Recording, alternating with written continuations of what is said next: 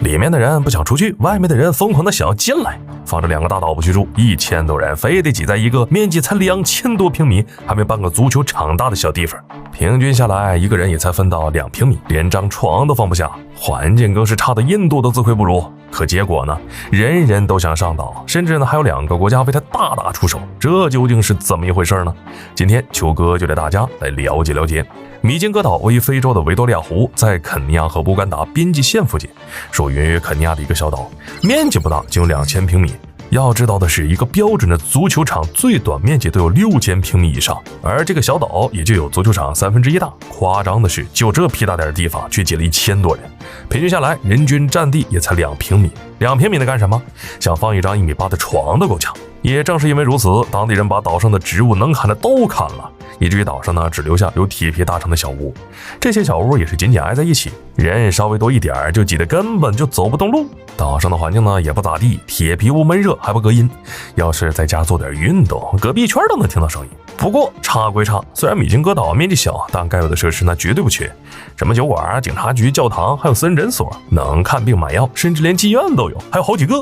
当地人每天下班呢就能来小酒馆喝喝小酒，去做做运动，最后去教堂净化净化身心。设施是不缺，但就问这些哪里没有？为啥当地人砸锅卖铁的也要上岛呢？一个巴掌大点小岛，没有亮丽的风景，环境差的连印度都有点自愧不如，结果当地人拼了老命都要上岛定居，这到底是为啥？这就不得不说到米金哥岛所处的地理位置了。它呢是个湖中小岛，脚下是非洲最大的湖泊。本来呢这没什么，毕竟维多利亚湖里的岛多了去了，但没想到的是啊，也不知道是哪个人才把尼罗河鲈鱼当进了维多利亚湖。对于当地环境来说呢，这肯定不是好事。毕竟尼罗河鲈鱼是著名的入侵物种，敢放进来就敢让你灭绝几种鱼类。但对于当地人来说却是件好事，因为欧洲人呢特别喜欢吃这种鱼，只要能捞出来，那绝对能赚个好价钱。而之所以会选中米金哥岛，就是因为岛屿的附近盛产尼罗河鲈鱼，当地渔民辛苦努力工作一周赚到的钱，抵得上非洲其他地方近3个月的收入。所以说，你以为岛上都是些无家可归的贫民窟的难民，结果呢，人家可是当地的富民。也难怪有不少人疯了一样，非得去岛上定居呢，因为一旦上岛，就意味着可以赚大钱了。赚钱嘛，条件差点就差点喽。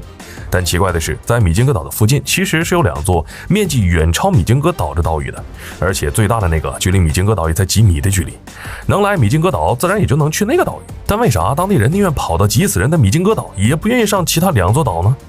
不是他们不想上，而是不敢上。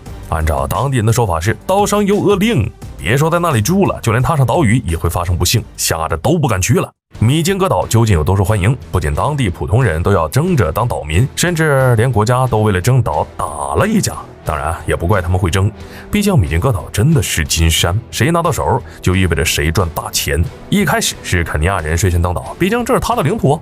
之后乌干达、坦桑尼亚的渔民也跟着到岛上，靠着捕鱼过日子。本来呢这没啥，肯尼亚也默认了这一情况，但乌干达呢不仅派警察登岛，还在岛上插上了乌干达的国旗，宣布这岛是他们的了。而另一边的肯尼亚自然也是坐不住了，本来维多利亚湖就属他们占的少，好不容易在自家找到了一棵摇钱树，现在却让人抢走，谁能忍得了？所以立马要求乌干达撤出。而乌干达呢就跟没听见一样，不仅不走，还向岛上渔民收重税，要求上岛的人想要捕鱼就得从他们那儿花重金买资格证。忍无可忍的肯尼亚叫上了警察和乌干达打了一架，而这一家呢也被称为非洲最小战争。虽然让乌干达承认岛是肯尼亚的，但他却鸡贼的表示岛是你的，但岛外面的湖水却是我的，想要上岛呢就得交税。之后经过多方协议，终于在2016年双方达成了和解。不仅互派去了警察，还宣布2国都能向米金哥岛征税。虽然多交了一份钱，但对于渔民呢也不能算是坏事，毕竟都派了警察，也能避免渔民呢被海盗侵扰。虽然领土争端没了，但米金哥岛呢又面临着新的问题，就是人越来越多，鱼却越来越少，渔民的收入呢也越来越少。